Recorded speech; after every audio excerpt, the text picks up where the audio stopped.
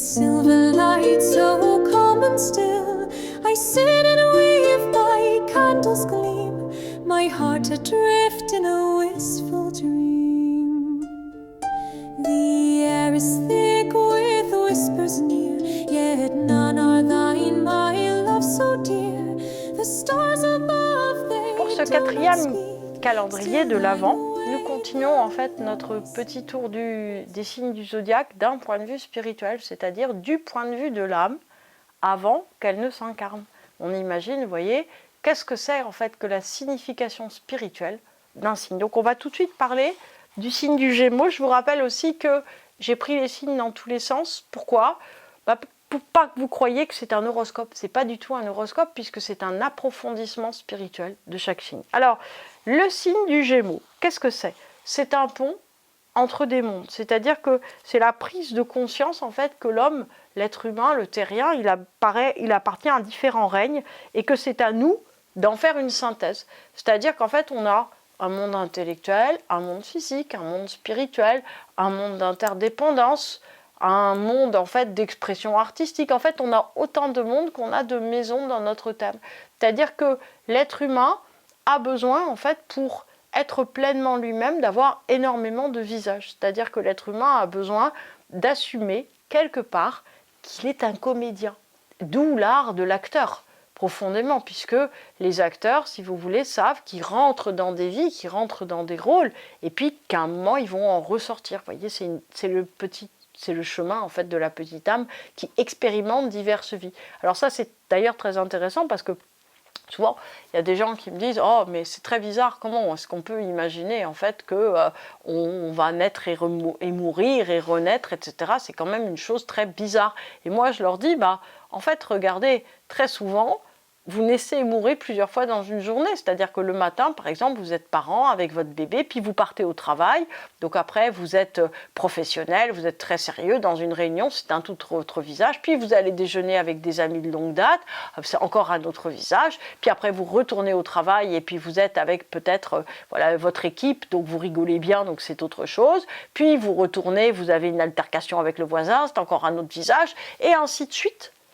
En fait, nos visages nous accompagnent. La grande difficulté, si vous voulez, une des grandes difficultés de notre monde, c'est que nous cherchons notre visage authentique. Nous cherchons qui nous sommes derrière nos visages. Nous sommes tous nos visages, en fait. Nous n'avons pas besoin de faire une telle chose qui s'appellerait travail d'unification des visages. Il n'y a pas de travail d'unification des visages. En fait, les visages, ils surgissent au fur et à mesure des situations, au fur et à mesure des choses. Nous sommes les comédiens de notre propre vie. Donc en fait, le signe du Gémeaux, dans le thème de la petite âme que nous sommes, veut nous apprendre que nous sommes capables d'avoir 1000 visages et non pas un seul. C'est-à-dire que nous sommes capables d'être terriblement farceurs et d'être terriblement sérieux, d'être terriblement engagés ou terriblement pas du tout engagés dans des choses, etc.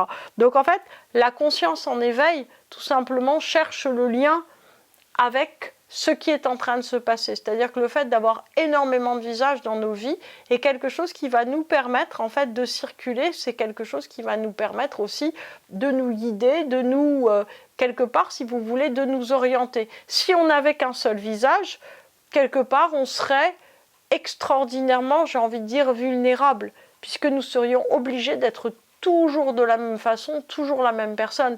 Alors que là, nous nous retrouvons dans quelque chose où nous avons la possibilité de varier les choses, d'une certaine façon aussi de refaire le monde à notre avantage et de manière différente. Alors évidemment, ce petit Gémeaux aime se déguiser.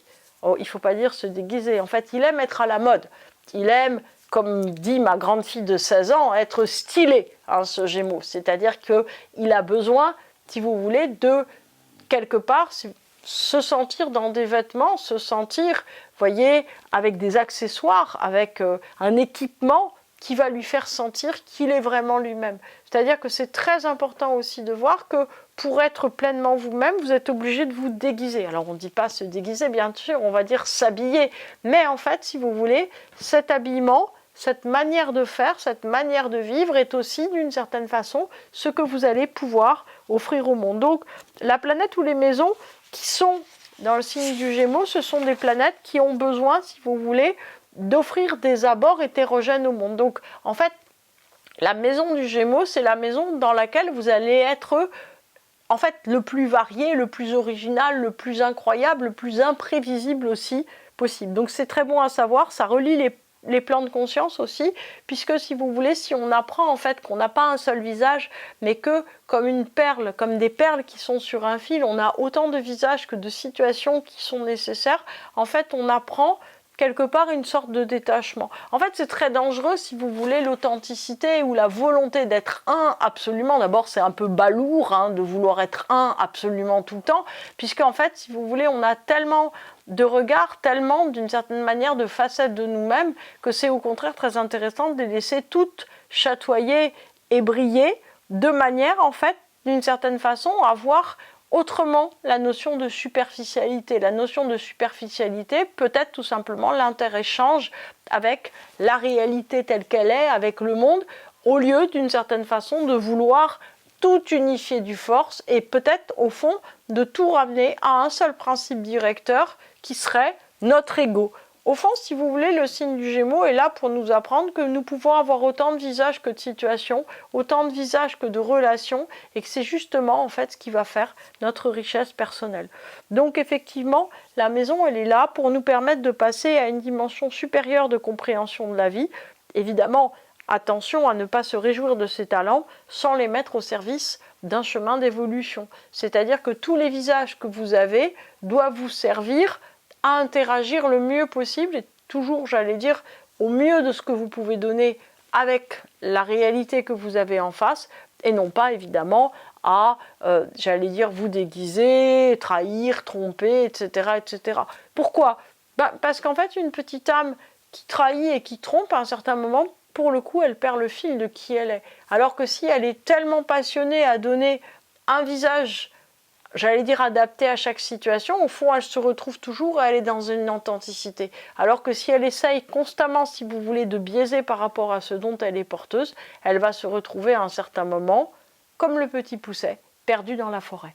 Alors, on va continuer notre petit tour des signes du zodiaque. Donc là, nous avons parlé du Gémeaux, nous allons parler maintenant d'un autre signe d'air qui est le signe de la Balance. Voilà. Pour arriver à comprendre ce qu'une petite âme qui vient s'incarner sur Terre apporte avec le signe de la Balance. Alors, qu'est-ce que c'est en fait que l'âme qui a un fort pôle en Balance ? C'est l'âme qui a comme plus au but l'harmonie qu'elle doit installer avec donc les points, les planètes dont elle dispose ou la maison qu'elle commande. Je vous rappelle que c'est une question de signe majoritaire, c'est-à-dire que c'est la maison dans laquelle en fait votre signe de Balance va prendre le plus de place. Donc il faut savoir que l'énergie Balance en fait absorbe beaucoup de souffrance de tout ce qui n'est pas en face. C'est-à-dire que l'énergie Balance d'un point de vue spirituel n'est pas une énergie du tout superficielle, c'est une énergie qui s'attache en fait à prendre tout ce qui ne va pas ensemble pour faire que ça aille ensemble. C'est-à-dire qu'elle essaye d'une certaine façon de traverser les mouvements, puisqu'il y a des mouvements qui sont là sans cesse, pour essayer en fait de les mettre en phase. Et donc en fait, si vous voulez, ce qui est très compliqué pour l'énergie Balance, c'est que sur Terre tout change sans cesse. Donc tout ce qui est parfaitement harmonieux, parfaitement huilé et qui fonctionne très bien, va se perdre et va être remis en cause. Donc le travail de réharmonisation du signe de la Balance suppose en fait de respecter tous les pôles et de les faire travailler ensemble et non pas d'essayer de les faire raboter ni de les forcer à se changer. Donc c'est évidemment très compliqué. Donc pour moi, si vous voulez, la petite âme qui a un fort pôle en Balance, c'est une énergie qui doit en fait prendre connaissance de tout ce qui est différent et de tout ce qui est spécifique dans l'humanité. C'est-à-dire qu'en fait, c'est une connaissance et un respect de toutes les différences pour trouver comment on peut les ajuster ensemble. Donc effectivement, le respect de chaque entité va permettre en fait un approfondissement des mises en relation. Donc ça, c'est un grand travail. C'est comme quelqu'un qui inventerait un puzzle, qui se dirait, en fait, il faut que chaque chose arrive à aller ensemble. Et encore un puzzle, il n'est pas vivant. On imagine un puzzle vivant. C'est encore plus compliqué, évidemment. Donc en fait, il faut arriver à faire que toute chose, profondément, d'une certaine manière, arrivent à être ensemble et à tenir ensemble et à grandir ensemble et à évoluer ensemble. Donc c'est pour ça que le domaine privilégié des balances, ce sont les relations, puisque les relations, si vous voulez, fait que à partir, on va dire, d'une attraction ou d'une, j'allais dire, d'une communauté vibratoire, d'une communauté d'âme, tout à coup, en fait, on essaye, j'allais dire, de grandir ensemble, c'est-à-dire de changer fondamentalement ensemble.